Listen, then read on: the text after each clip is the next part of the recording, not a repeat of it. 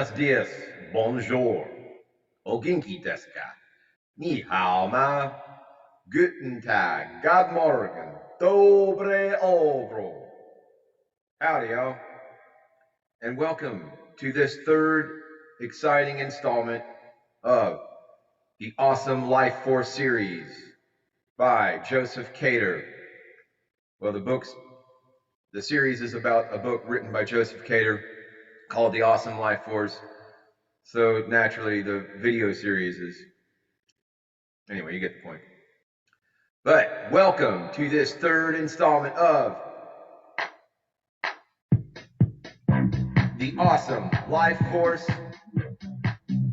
Oregon video series here at the Aumbonda New Earth Ashram for Compassion and Strength and Awesome Life Force Sciences.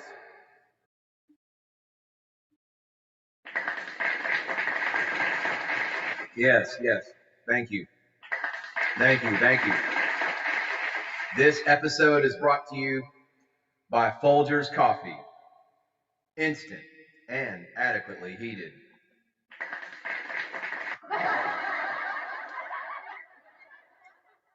Anyway, as I mentioned in the introduction video, that I would be jumping around in this book. This is an information-packed, information-dense book. There's a lot of bang for your buck in this book, and you could literally go to any section and just be inundated with information on everything. Mr. Cater apparently is what's known as a polymath, a genius. Although sometimes reading this book, I don't know, he borders on madness, genius. But oftentimes the line is obscured, and it's a matter of perspective and whom is doing the perspecting. Anyway, yes, Mr.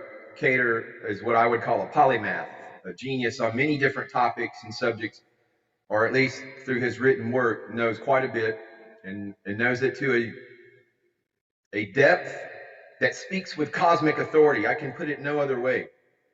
I appreciate a writer who speaks with authority.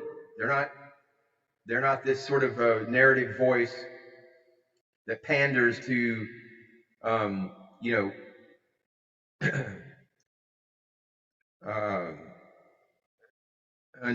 what's the word I'm looking for? I need another drink of coffee.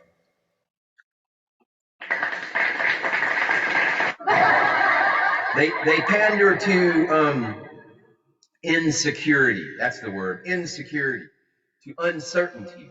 Mr. Cater speaks with a voice of authority, and he does it on very many levels. From the highest levels of, I'm talking about cosmological knowledge from an elder, from one of the Council of the Nine. In fact, I wouldn't be surprised if that's who this was, just a pseudonym for one of the great members of the Council of the Galactic Nine. If you don't know what that's about, and one of the things that the Council of Nine did was brought us the series Star Trek. Gene Roddenberry actually channeled and got all that whole idea and series idea concept for Star Trek, Gene Roddenberry, from his interactions with the Nine. So anyway, I'm going to pick up here with this chapter 24. Don't worry, folks. Yeah, I know I'm going a little out of order, but hey, I'm a little weird, but that's okay. I live in my own world, but that's okay. I live in my own little world over here, but that's okay because everybody knows me. So anyway, we're going to continue on with this chapter, the Pyramid of Life and the Unifying Principle. We just kind of, go over a little bit of it. But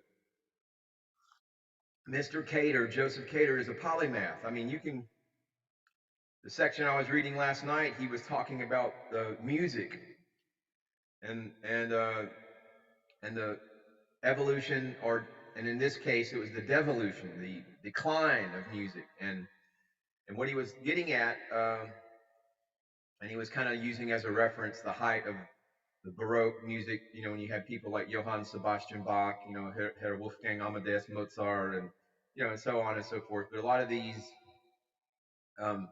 brilliant musicians and composers at one particular period in time as compared to now. And this is generally known in the occult writings or esoteric writings circles, that at this Kali Yuga, this period of time that we find ourselves in, it is the basest, darkest period of mankind where we go through, or in the fourth turning, we're in the winter. You know, winter is coming, winter is here actually. But this is the time of when the lower nature is amplified. And in fact, that's what you see in the music industry today.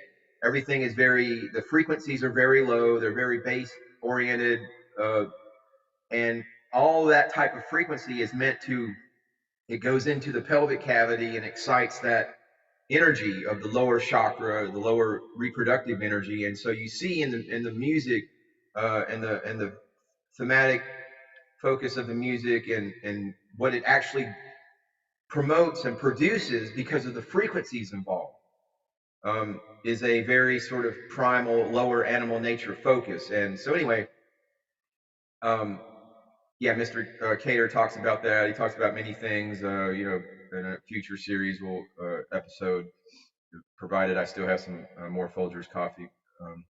We'll go over that. But now we're going to go over the pyramid of life and the unifying principle.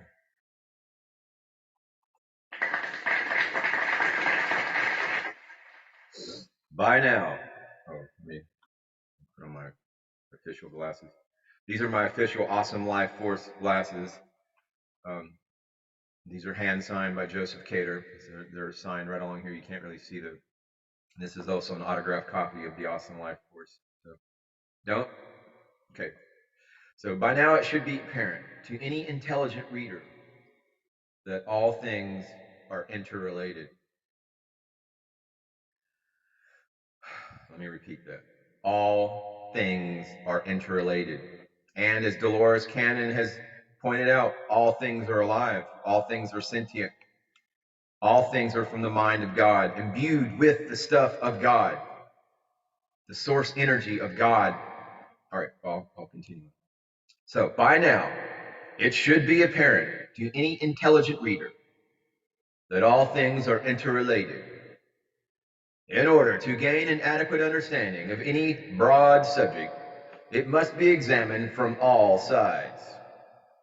Since all things are interrelated, there must be a few basic principles which underlie all phenomena. These basic principles make the use of analogies, possible. Since the pattern is repeatable, the repeated pattern of the universe has given rise to the most important principles of all, the old hermetic axioms, which have been applied many times in this treatise. This axiom is generally stated as above, so below. It is just another way of expressing the interrelationship of all things. As the reader has already witnessed, the proper application of this axiom has been a powerful tool in unraveling many previously unexplained phenomena. By its application, physical phenomena can be used to better understand metaphysics and the occult. And keep in mind, honored viewer, most highly esteemed viewer, should you suffer from religious trauma syndrome and you've been gaslighted by organized religion, and the word occult somehow appears scary to you, or your soul is in peril because of the occult. Oh God, the occult! Oh no, here comes the occult! The occult's gonna get you! Well, it just means hidden, that which is hidden. And there, in fact, has been a lot of things hidden and purposely obfuscated, lies promulgated by the powers that be. Certainly, they have occulted.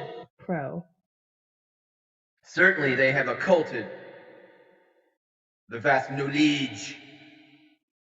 And this book I'm surprised this guy was never killed. This book was written, 1997. Information packed.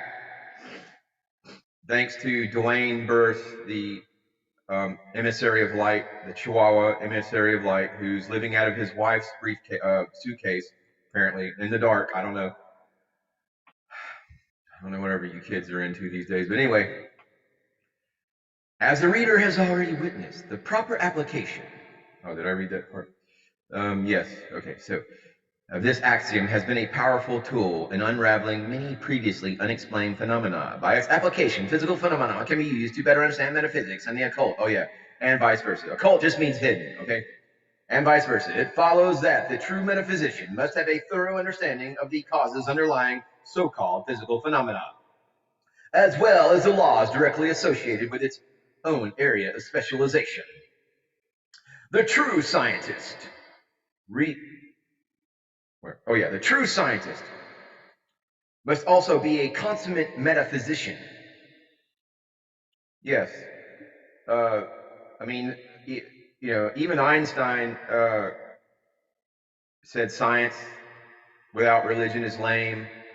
Religion without science is lame. Anyway, but the idea is the rigorous application of scientific methodology to the realms of spirituality, metaphysics. So anyway, that's what he's alluding to. But the true scientist must also be a consummate metaphysician. Yes, because what science has done, what academia has done, is divorced spirit from matter, completely said that spirit came from matter, meaning that the mind, the brain, is what gave rise to the mind, as opposed to consciousness being all, which we know this to be the case because quantum physics over and over again proves the power of consciousness and our mind, the power of mind, of consciousness, of awareness, of Sat Chit Ananda. So, but yeah, this book is very good. Thank you, Chihuahua Dwayne the Chihuahua, living in his wife's suitcase. Thank you. The true scientist must also be a consummate metaphysician. How many scientists of the past or present have lived up to this definition? I would say Einstein. And I don't understand why there's a lot of hate for Einstein out there. People, if you mention his name or talk about him or put a quote by him, man, people go ballistic. And, there's some allegations that he stole somebody's work or something. I don't know. But I mean, anytime you see this kind of attack on a person with such passion and vehemence, well, it's almost like there's an agenda behind all that. And in fact, the whole realm of criticism is really for people who cannot create, and they tend to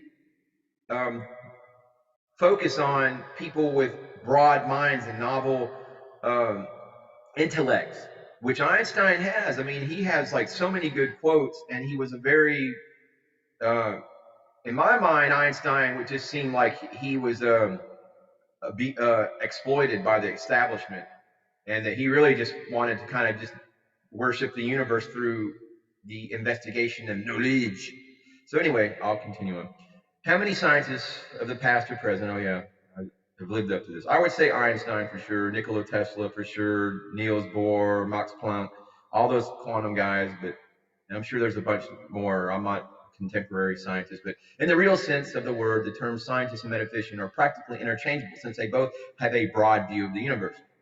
Metaphysics is a word originally coined by Aristotle, which means beyond physics.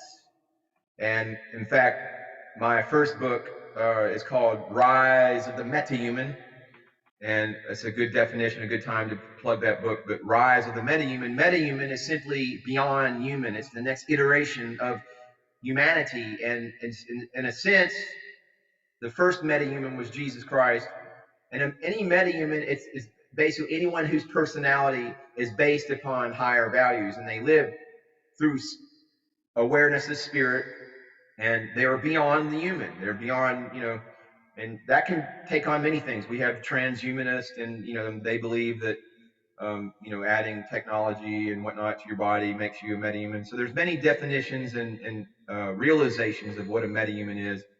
I believe that a metahuman was exemplified by Jesus the Christ, and that is the path that I emulate and seek to follow. So metaphysics, the word originally, and the metahuman, the first time I ever encountered the word is by Dr. Deepak Chopra. Now I know it has a lot of other usage and what exposure, but metahuman, if you know who Deepak Chopra, he's a medical doctor, but has many great books. In fact, he has a book called Metahuman, and I have a book called Rise of the Metahuman. So anyway, it is a word originally coined by Aristotle, which means beyond physics. As the physical scientist sees it, it not only embraces physics, but goes far beyond it and considers the origin, meaning, and function of all life as well.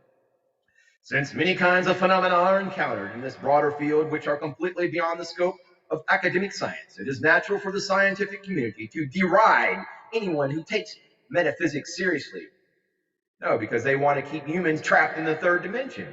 That's all paid. That's a paid gaslighting. So anyway, I'm gonna hold up here. I don't like these videos to run too long, but yeah, metaphysics and there's an agenda. There's an agenda to keep everything disintegrated, divided. In fact, my personal definition of what God is all things that are unity, that lead to unity. And Satan, if you want to personify it, is everything that's disintegration, that is division, that is so scientists and the paid-for scientists and the establishment wish to keep humanity at a certain level of knowledge and also ignorance. Well, they're conterminous. It's one side of the coin. But ignorance because the more ignorant you are with less knowledge you have, the more that you are anxious and you're not self-empowered. You've given your power away to those who pretend to have the knowledge. No, they don't have the knowledge. They just have the agenda, which is to keep metaphysics and scientists all divided, keep everything divided and compartmentalized. It is called divide and conquer. It is as old as the dirt under Caesar's sandals.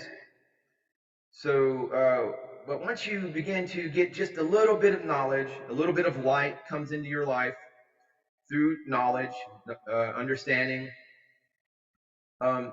you begin to self-empower.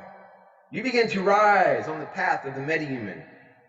And you begin to embrace awesome life, force, science, and the Aumbonda New Earth Ashram for compassion and strength. You subscribe and leave this video a thumbs up and stuff. All right. Namaste. Namaskara.